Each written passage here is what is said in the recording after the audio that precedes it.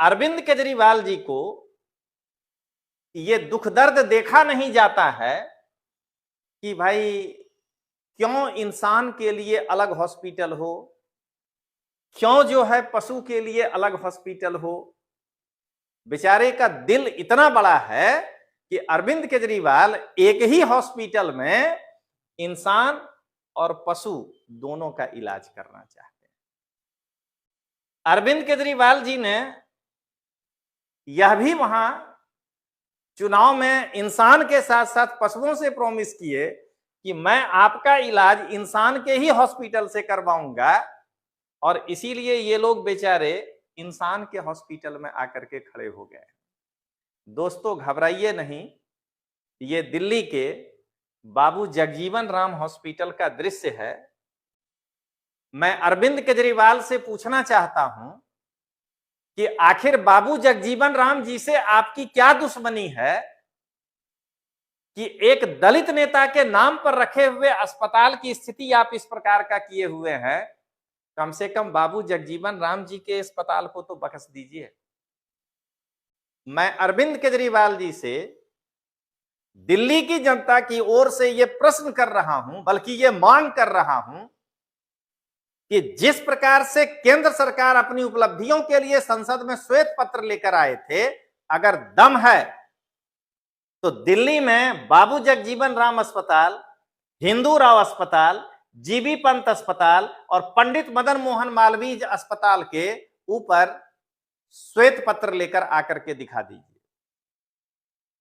दिल्ली एक इकलौता ऐसा संघ राज्य है जिसका कि मुख्यमंत्री अत्यंत इफिशिएंट अरविंद केजरीवाल है, जिसने 10 साल में हॉस्पिटल में इतने स्टाफ को भर्ती किए कि हॉस्पिटल को लिख के देना होता है कि स्टाफ के शॉर्टेज के कारण हम जो है आपको रेफर कर रहे हैं। वोट दे दीजिए, सरकार तो इनकी बनेगी ही नहीं किसी भी हाल में। सरकार तो एनडीए का ही बन रहा है, ये सब लोग जानता है।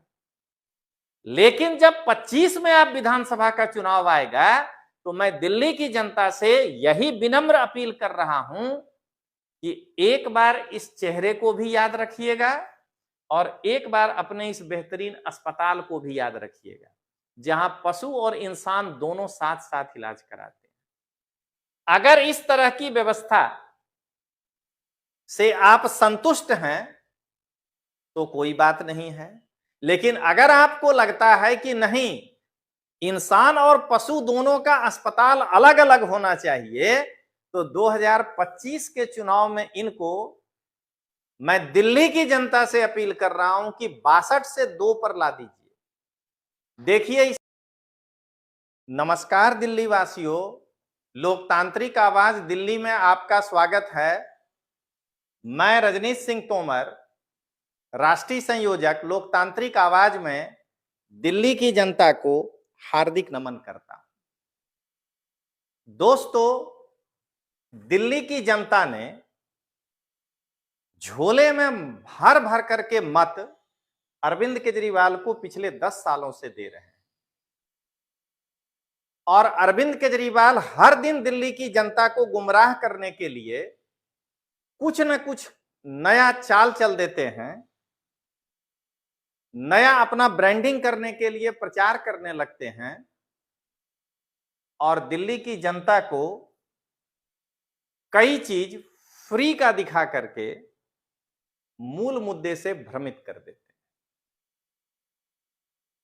दिल्ली की जनता इतनी भोली भाली है कि वो जादूगर रूपी अरविंद केजरीवाल के जादू को पहचान नहीं पाती है चुनाव के समय, और कुछ छोटे मोटे जो ये दिखा देते हैं फ्री की रेवड़ी, उसका आकार इतना बड़ा ये दिखाते हैं, वरना दिल्ली की जनता कभी भी केजरीवाल को वोट नहीं दे। बेचारी भोली भाली जनता उसमें इनको वोट दे देती है, और उसके बाद शुरू होता है 5 वर्षों तक ये स्कूल, ये हॉस्पिटल खाली उद्घाटन का नाम होता है। आज दोस्तों, मैं दिल्ली की जनता को ये दिखाने जा रहा हूं कि दिल्ली का बीमार हॉस्पिटल, आप जरा सोचिए कि दिल्ली का मुख्यमंत्री होकर के ये दूसरे तीसरे राज्यों में जाकर के ये बताना शुरू करते हैं कि दिल्ली को तो मैंने स्वर्ग बना दिया, दिल्ली में तो हमने अच्छे स्कूल खड़ा कर दिए, दिल्ली में तो हमने अच्छे स्वास्थ्य केंद्र खड़ा कर दिए। कभी भी वो बड़े हॉस्पिटल की बात नहीं करते हैं। दिल्ली की जनता को मैं बताना चाहता हूं कि अरविंद केजरीवाल अपने एक भी भाषण में मोहल्ला क्लिनिक को छोड़कर कभी भी दिल्ली सरकार के अस्पताल के बारे में नहीं बोलते हैं कि ये बहुत अच्छा है। आज मैं दिल्ली की जनता को 5 हॉस्पिटल की स्थिति बताने जा रहा हूं, 4 अस्पताल की स्थिति अलग अलग बताने जा रहा हूं जो दिल्ली सरकार के अधीन है। आइए दोस्तों, सबसे पहले मैं आपको दिखाऊं कि इस हॉस्पिटल को देखने के बाद आपको ऐसा लगेगा कि अरविंद केजरीवाल न केवल इंसान के लिए अच्छा मोहल्ला क्लिनिक खोला है, बल्कि दिल्ली में सर्वश्रेष्ठ पशु चिकित्सालय की भी स्थापना की है। और अरविंद केजरीवाल जी को ये दुख दर्द देखा नहीं जाता है कि भाई क्यों इंसान के लिए अलग हॉस्पिटल हो, क्यों जो है पशु के लिए अलग हॉस्पिटल हो। बेचारे का दिल इतना बड़ा है कि अरविंद केजरीवाल एक ही हॉस्पिटल में इंसान और पशु दोनों का इलाज करना चाहते हैं। अब देखिए जरा इस हॉस्पिटल का क्या स्थिति है दोस्तों। हॉस्पिटल में आराम से जो है ये कुत्ता बैठा है और अरविंद केजरीवाल जी के अच्छे अच्छे वादों को सुनकर ये यहां आया है कि भाई इतना अच्छा इलाज हमारा इस हॉस्पिटल में होगा। अरविंद केजरीवाल जी ने यह भी वहां चुनाव में इंसान के साथ साथ पशुओं से प्रॉमिस किए कि मैं आपका इलाज इंसान के ही हॉस्पिटल से करवाऊंगा, और इसीलिए ये लोग बेचारे इंसान के हॉस्पिटल में आकर के खड़े हो गए। दोस्तों घबराइए नहीं, ये दिल्ली के बाबू जगजीवन राम हॉस्पिटल का दृश्य है। मैं अरविंद केजरीवाल से पूछना चाहता हूं कि आखिर बाबू जगजीवन राम जी से आपकी क्या दुश्मनी है कि एक दलित नेता के नाम पर रखे हुए अस्पताल की स्थिति आप इस प्रकार का किए हुए हैं। कम से कम बाबू जगजीवन राम जी के अस्पताल को तो बख्श दीजिए।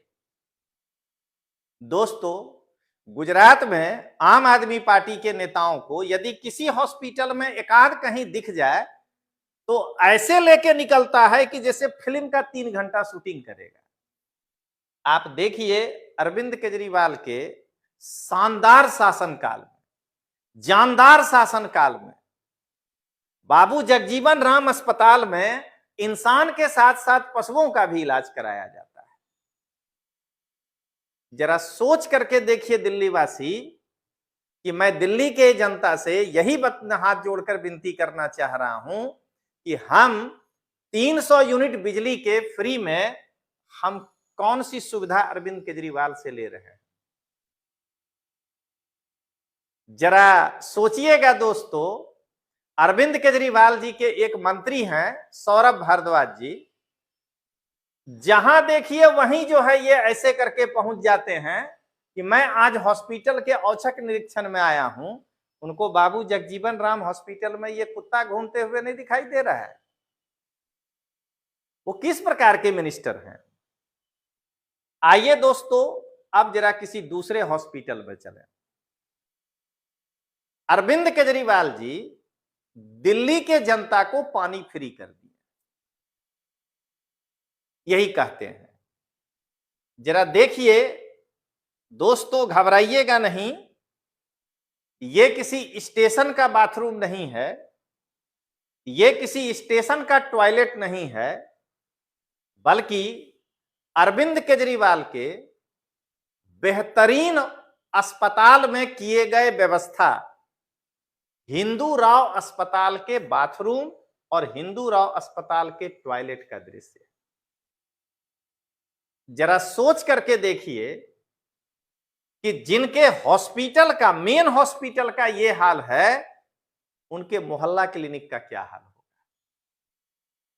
मैं अरविंद केजरीवाल जी से, दिल्ली की जनता की ओर से यह प्रश्न कर रहा हूं, बल्कि यह मांग कर रहा हूं कि जिस प्रकार से केंद्र सरकार अपनी उपलब्धियों के लिए संसद में श्वेत पत्र लेकर आए थे, अगर दम है तो दिल्ली में बाबू जगजीवन राम अस्पताल, हिंदू राव अस्पताल, जीबी पंत अस्पताल और पंडित मदन मोहन मालवीय अस्पताल के ऊपर श्वेत पत्र लेकर आकर के दिखा दीजिए। आइए दोस्तों, अब जरा कुछ आगे की सैर करें। इतना बढ़िया GB Pant institute of post graduate medical education and research, GNCT of Delhi, JNU मार्ग, इतना बढ़िया दिल्ली सरकार के द्वारा स्थापित किया गया, पहले से, केजरीवाल के पहले से यह हॉस्पिटल है GB Pant institute of post graduate medical. किनके अधीन है? तो GNCT, government of NCT of Delhi के अधीन चलने वाला ये जो है हॉस्पिटल है, यानी अरविंद केजरीवाल के डायरेक्ट नियंत्रण। 19 सितंबर 2023 का ये प्रिस्क्रिप्शन है।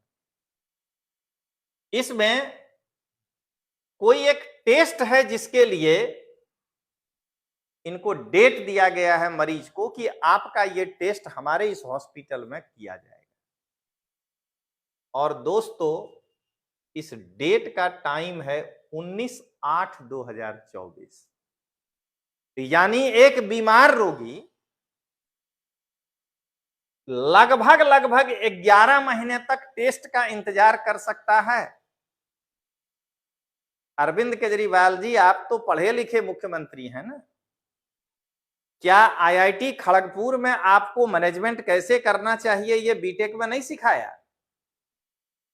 आप जरा ये बताइए कि एक बीमार व्यक्ति 11 महीने तक अगर टेस्ट का ही इंतजार करते रह जाएगा और वो इस जीबी पंत हॉस्पिटल में, तो आपके मोहल्ला क्लिनिक का क्या हाल हो रहा होगा, उस पर कुछ बोलने की आवश्यकता नहीं।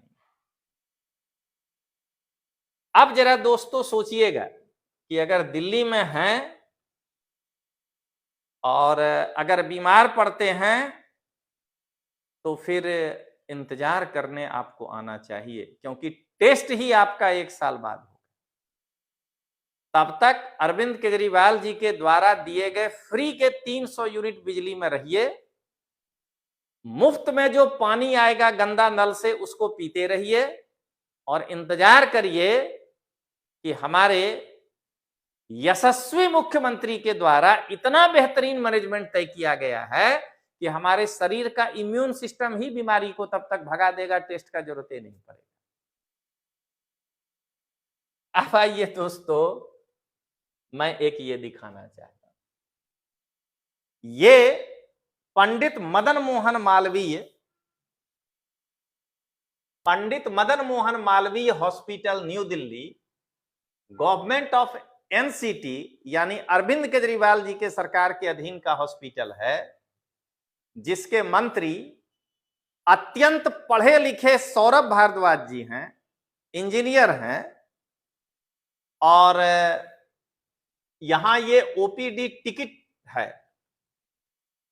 यानी एक रोगी बीमार होकर के पहले तो ओपीडी में ही जाएगा। तो इनके पास ये रोगी 16 जनवरी 2024 की घटना है दोस्तों, कोई मैं पुराना नहीं दिखा रहा हूं। इनके पास ये रोगी गए दिखाने के लिए, जरा देखिए वो रोगी को इन्होंने क्या लिखा है।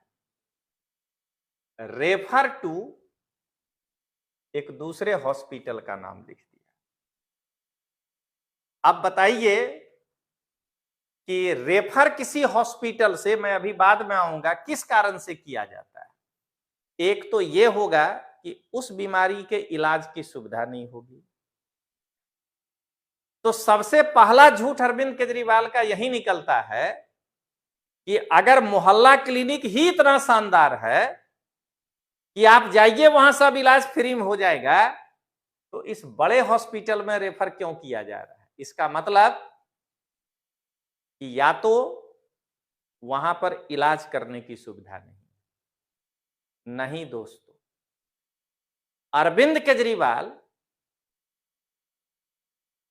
कि इस हॉस्पिटल में यहां क्या लिखा गया है सो सुनिए। Due to shortage of staff, दुनिया में इकलौता सरकार का यह सरकारी हॉस्पिटल होगा पूरे विश्व में जहां स्टाफ के शॉर्टेज के कारण बीमारी को एक हॉस्पिटल से दूसरे हॉस्पिटल में रेफर किया गया।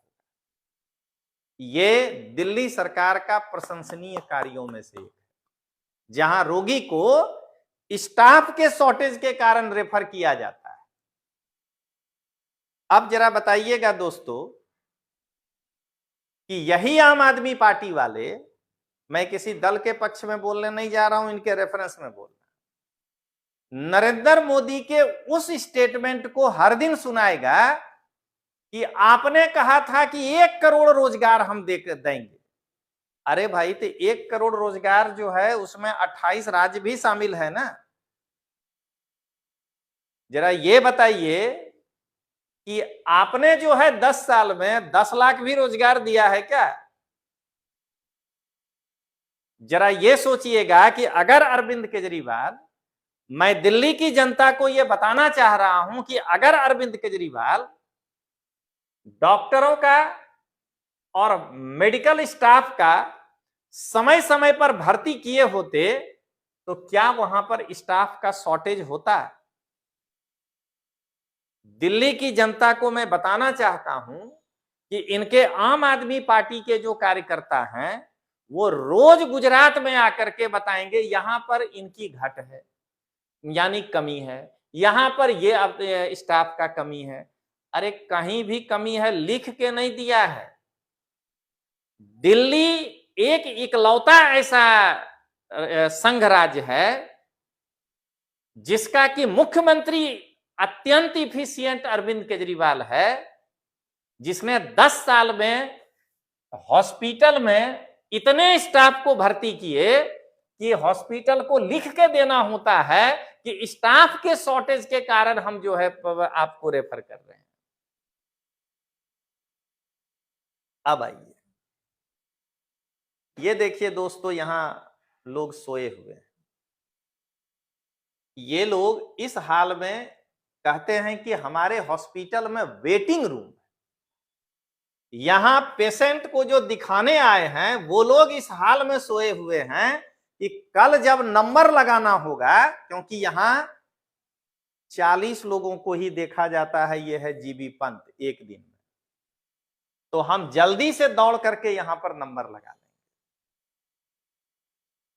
तो अब मैं दिल्ली की जनता से यही अपील करने जा रहा हूं कि 2024 में आपको जिस पार्टी को वोट देना है, मैं किसी भी पार्टी का समर्थन नहीं करूंगा, लेकिन एक बार अगर आपका हाथ आम आदमी पार्टी के तरफ बढ़े बटन दबाने के लिए, तो जरा इस स्वास्थ्य व्यवस्था को दिल्ली में देखने के बाद ही बटन दबाइएगा।